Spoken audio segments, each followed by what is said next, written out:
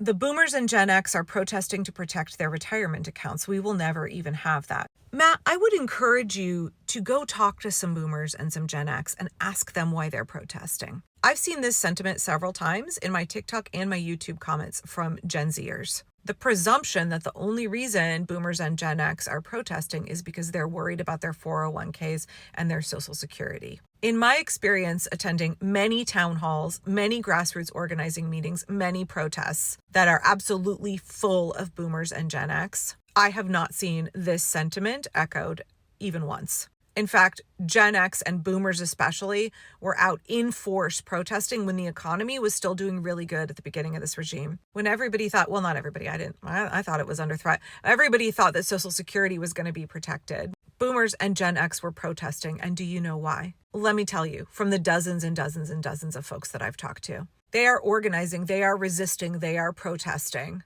because they care deeply about their neighbors, their communities, vulnerable people. They are protesting for women's rights, for the protection of Medicaid and SNAP benefits, for our veterans, for the environment. Loads and loads of older folks deeply concerned about the ways that Trump is planning to log and gut our national parks, the revocation of environmental protections, the escalation of climate change.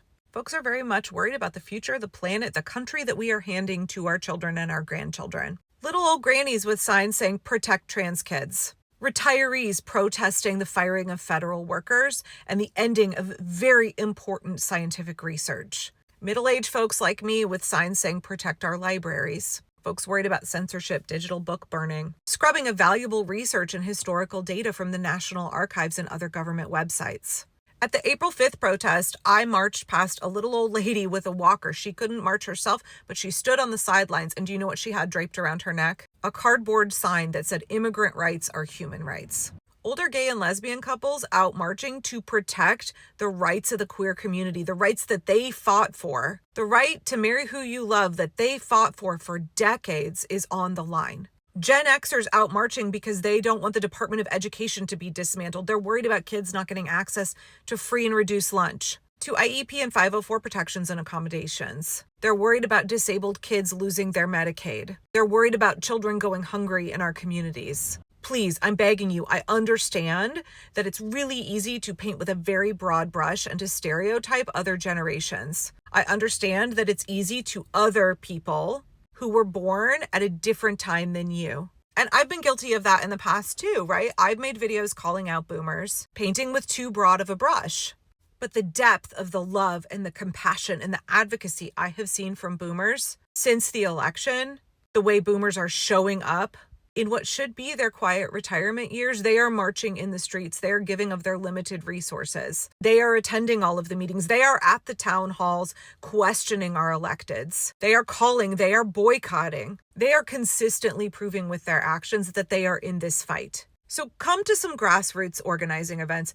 Go to your town halls. Talk to boomers and Gen X at protests. And also, I don't want to forget millennials. Talk to millennials too. Please don't presume that you know the motivations of other folks. Please don't presume ill intent. If people are out there giving of themselves, doing this work, I'm asking you to extend some grace to them, but also to assume positive intent in your interactions with them. Assume that those folks are your allies. We need to have solidarity with each other. I don't think that all Gen Z are sitting on their duffs. I don't think that they're all apathetic doomers. Are there some Gen Zers like that online, especially who are very vocal in their doomerism and also their antagonism toward other generations? Yes, but I'm also seeing Gen Z show up at protests. I'm seeing them advocate online, and I want to be careful not to paint with a broad brush. And also to remember that ultimately what they want, what Trump wants, is they want us fighting amongst ourselves. They want to sow discord and division, because they know that the thing that will get the job done is solidarity amongst a broad and diverse coalition where we all unite under one shared goal, the restoration of our liberty. After that, we can hash out all the other details. But we must first understand that we are all allies in this fight, and we've got to work together despite our differences, despite different policies, despite generational squabbles. What is our common uniting goal? That has to be our sole focus. We have to assume positive intent in other people who are showing up to do the work. And we also have to open lines of communication. We have to not presume. We need to ask people, why are you here? How are you being harmed by this regime? What can we do to protect and defend each other? How can we unite together and get the job done?